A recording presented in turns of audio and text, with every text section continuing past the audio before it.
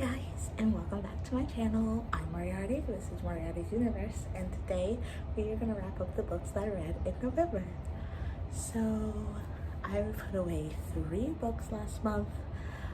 That seems to be my even keel. I do know that there are 10 books needed to be completed in order for me to complete my Goodreads goal. So I am working on that. I started a podcast with my best friend, and it's called Art Goes Boom.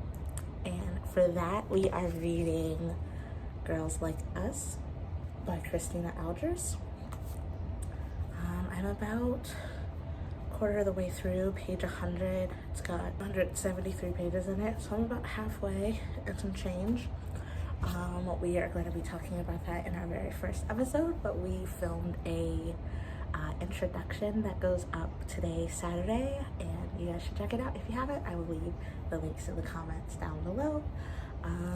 So yeah, let's talk about the books that I read in November. So I finished Puzzle Lady 2, which is called Last Will and Testament. It is by Parnell Hall. It is 10:02, and I have just finished Last Will and Testament by Parnell Hall. It is number 2 in the Puzzle Lady series. I gave it a 3 out of 5 stars. I did not like it. The entire premise is that there's this recluse in town, Emma Hurley, and she has passed. She has a contest for the will. When all the heirs show up, turns out that the will is a crossword puzzle. So, of course, the judge is Cora Felton, the puzzle lady from town. And as they start to go through the puzzle to find out who is going to rightfully inherit, bodies start turning up. And Cora pulls double duty as a detective and a puzzle judge.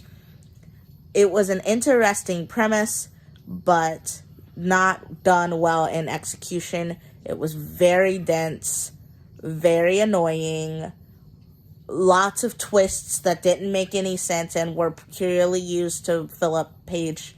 I was not a fan. I would not read it again. I wouldn't recommend it. If you're going to read the Puzzle Lady series, I would skip this one. I gave it like a 3 out of 5 stars. It wasn't terrible, but it wasn't great. It definitely wasn't as good as the first Puzzle Lady. The next book I read was The Murders of Molly Southbourne. Hey guys,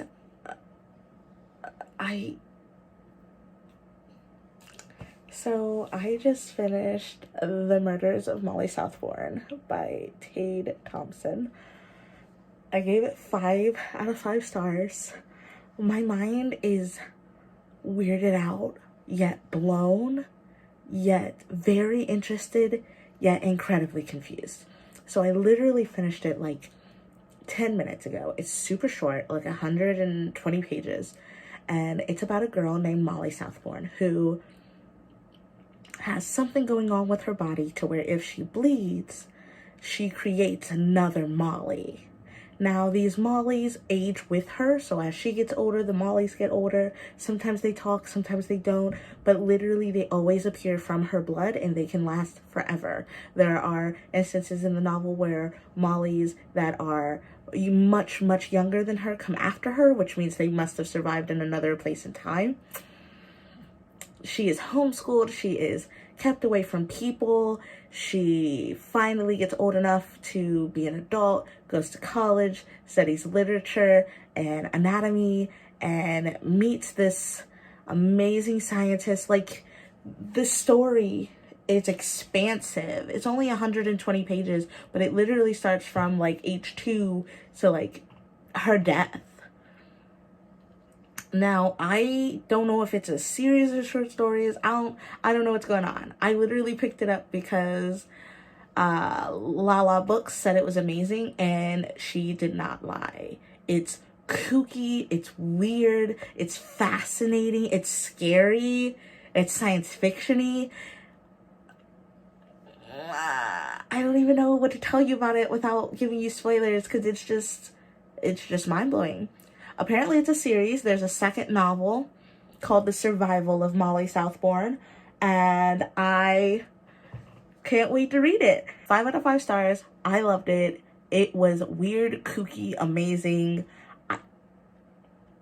If you're looking for a short, weird read, chef's kiss. Tate Thompson, doing big things.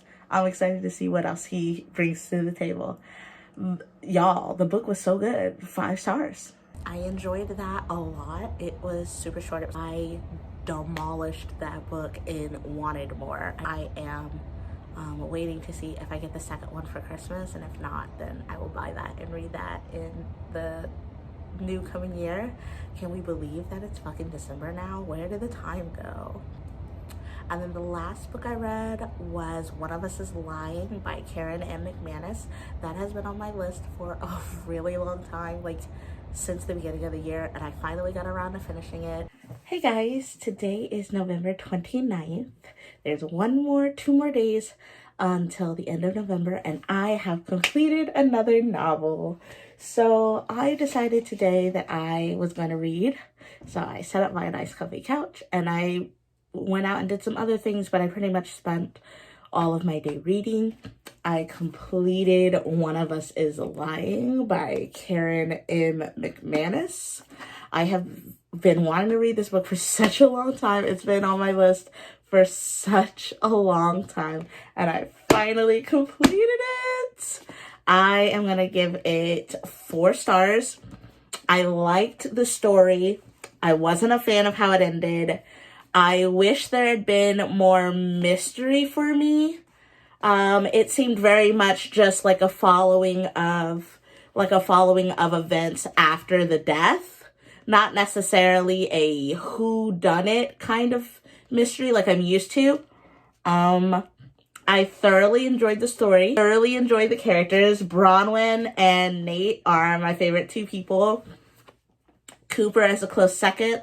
I love autonomy that the characters had, especially Adelaide, once she was freed. I thoroughly enjoyed the novel.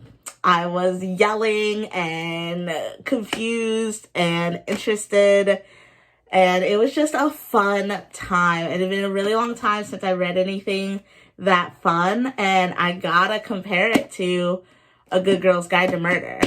If it had a different ending, it definitely could have been a 5-star for me. Just because it's a 4-star doesn't mean it's bad. It was not bad. Don't take it that way. I really enjoyed it. It just wasn't what I was expecting.